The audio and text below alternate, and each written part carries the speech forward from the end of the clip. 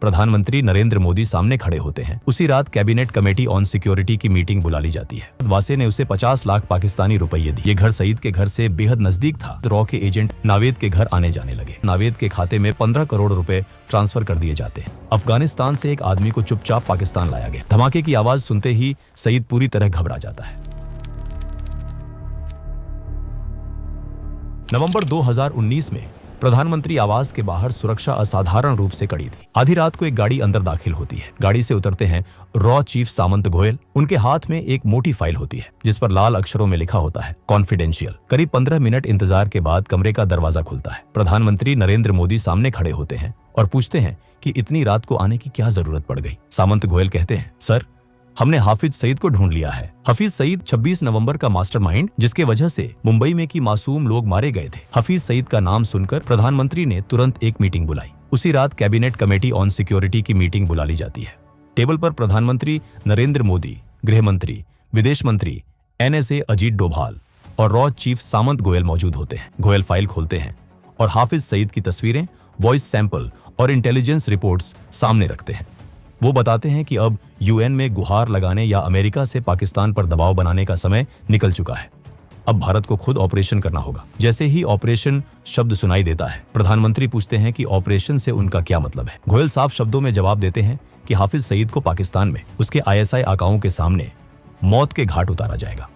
Meeting में बैठे अजीत डोभाल कुछ पल सोचते हैं और फिर कहते हैं कि सईद को मारने का इससे बेहतर मौका शायद दोबारा नहीं मिलेगा। ये कहते हुए वो प्रधानमंत्री की ओर देखते हैं और हल्के से सिर हिला देते हैं। कमरे में फिर सन्नाटा छा जाता है। कुछ सेकंड बाद प्रधानमंत्री मोदी कहते हैं कि ऑपरेशन को आगे बढ़ाया जाए। इसी पर 26/11 के बाद पहली बार एक अधूरी कसम ने आकार लेना शुरू किया। इसी कसम का नाम था ऑपरेशन अलविदा। रॉ के पास सिर्फ एक ठोस जानकारी थी, हफीज सईद की लोकेशन। लेकिन यही जानकारी सबसे बड़ी चुनौती भी थी। सईद को पाकिस्तान की जमीन पर जाकर खत्म करना आसान नहीं था। वो लाहौर के पॉश इलाके जोहार टाउन में रहता था, जहां उसकी सुरक्षा किसी किले से कम नहीं थी। 24 घंटे पाकिस्तान पुलिस की तैनाती, CCTV निगरानी और सीमित आवाजाही। सईद के घर तक पहुंचना लगभग नामुमकिन था। सीधे ऑपरेशन का मतलब था अंतर्राष्ट्रीय संकट। रॉ को समझ आ गया था कि अगर सीधा वार संभव नहीं है तो रास्ता अंदर से बनाना होगा। इसके लिए जरूरी था सईद के घर के बेहद पास एक सुरक्षित और भरोसेमंद लोकल बेस। ऐसा ठिकाना जो शक के दायरे में न आए लेकिन हर गतिविधि पर नजर रख सके। कहानी यहीं से एक अलग मोड़ लेती है। दिसंबर 2019, दुबई। नावेद नाम का एक पाकिस्तानी नागरिक पिछले 6 महीनों से दुबई की एक जेल में बंद था। वजह मामूली थी, एक छोटी सी चोरी। नावेद एक आम आदमी था, कोई आतंकी नहीं, कोई एजेंट नहीं। एक दिन अचानक जेल के दरवाजे खुले। नावेद को बेल मिल गई थी। बेल कराने वाला आदमी था वासे।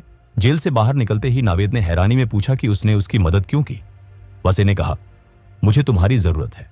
उसने बताया कि उसका कारोबार पाकिस्तान और दुबई दोनों जगह फैला है और उसे एक भरोसेमंद पार्टनर चाहिए। नावेद उलझन में था। वो जानता था कि ये ऑफर असामान्य है, लेकिन पैसों की सख्त जरूरत ने उसकी शंकाओं को दबा दिया। कुछ ही समय बाद वासे ने उसे 50 लाख पाकिस्तानी रुपये दिए। ये रकम नावेद के लिए जिंदगी बदल देने वाली थी। कुछ महीनों बाद नावेद पाकिस्तान लौट आया। यहीं से रॉ की योजना जमीन पर उतरने लगी। एक दिन वासे का फोन आया। निर्देश साफ थे, लाहौर के जौहर टाउन में एक घर किराए पर लेना है। नावेद ने बिना सवाल किए हाउस नंबर 120 किराए पर ले लिया।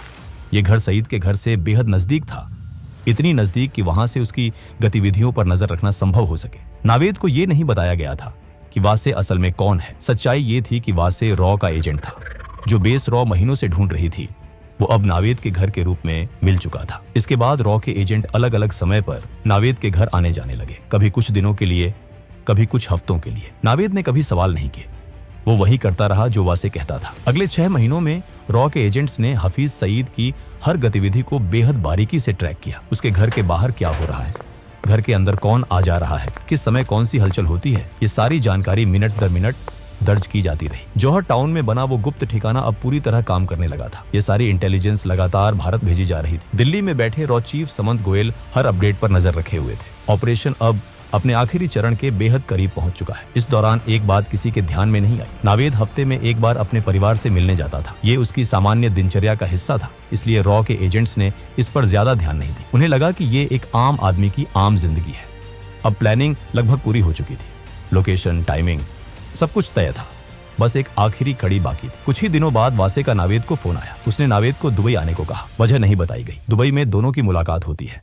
बातचीत के दौरान वासे अचानक एक गंभीर सवाल करता है। वो कहता है क्या तुम्हें नहीं लगता कि पाकिस्तान जिन आतंकियों को पनाह देता है वो गलत है? नावेद बेपरवाही से जवाब देता है, इससे हमें क्या फर्क पड़ता है, वो तो हमारे दुश्मन हिंदुस्तानियों को मारते हैं। वासे कुछ पल चुप रहता है, फिर वो कहता है, मैं एक यहूदी के लिए काम करता हूँ। 26/11 हमले में उस यहूदी ने अपना पूरा परिवार खो दिया था।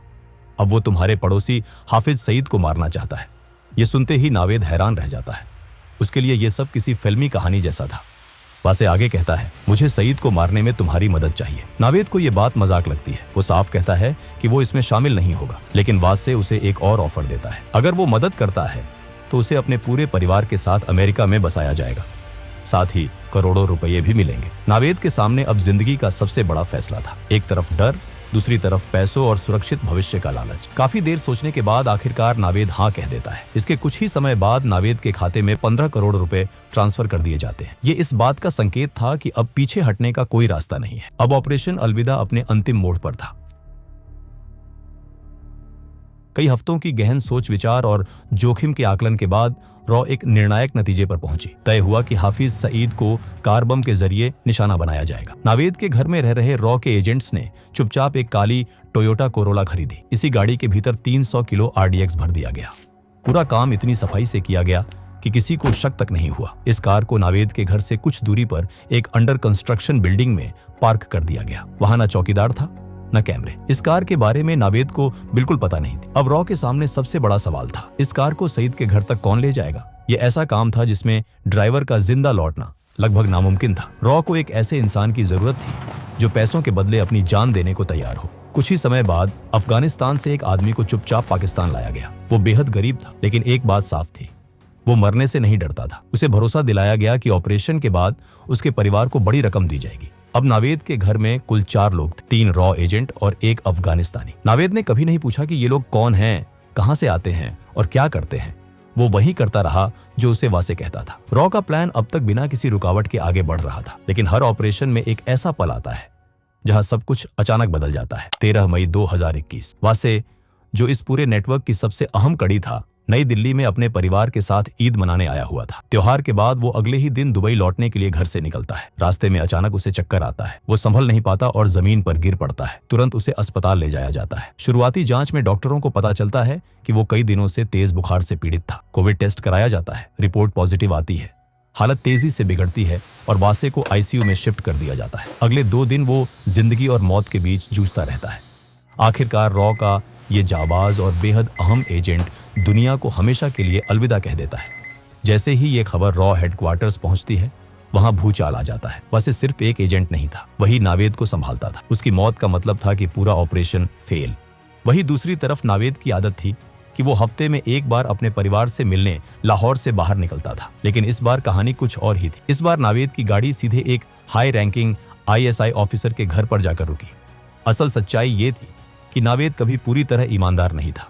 वो शुरू से ही वासे पर शक करता आ रहा था। शुरुआत में ये शक हल्का था, लेकिन जैसे जैसे वक्त बीतता गया, ये शक गहराता चला गया।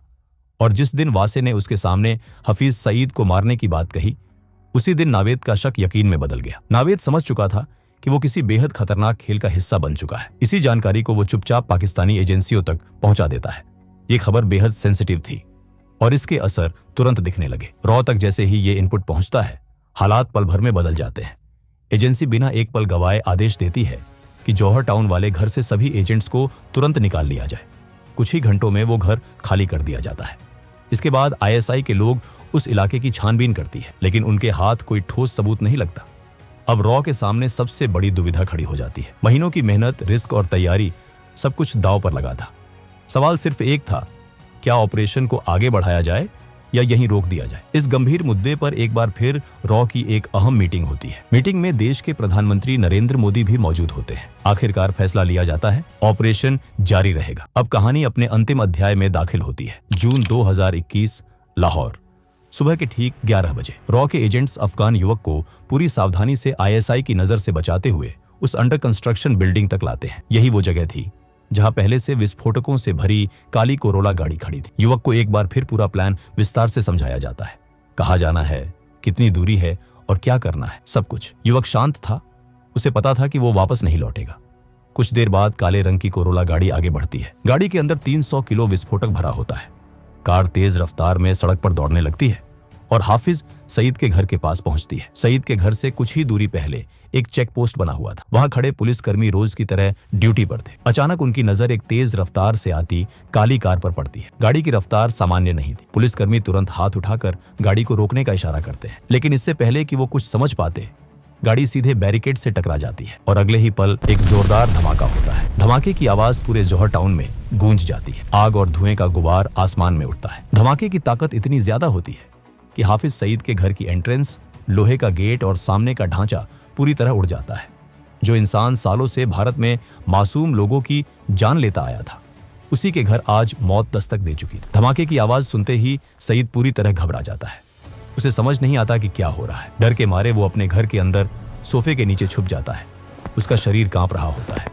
पहली बार उसे एहसास होता है कि खतरा अब सिर्फ भारत तक सीमित नहीं है। हालांकि इस धमाके में सईद बच जाता है और इसी वजह से ऑपरेशन अलविदा अपने अंतिम उद्देश्य में पूरी तरह सफल नहीं हो पाता। लेकिन इस नाकामयाबी के बावजूद एक बात बिल्कुल साफ हो जाती है। सईद अब ये समझ चुका होता है कि वो रॉ से बच नहीं सकता। इस घटना के बाद पाकिस्तान में बैठे छोटे बड़े सभी आतंकियों तक एक साफ संदेश पहुंच जाता है। संदेश में कोई शब्द नहीं होते, लेकिन मतलब बिल्कुल साफ होता है। ये नया भारत है।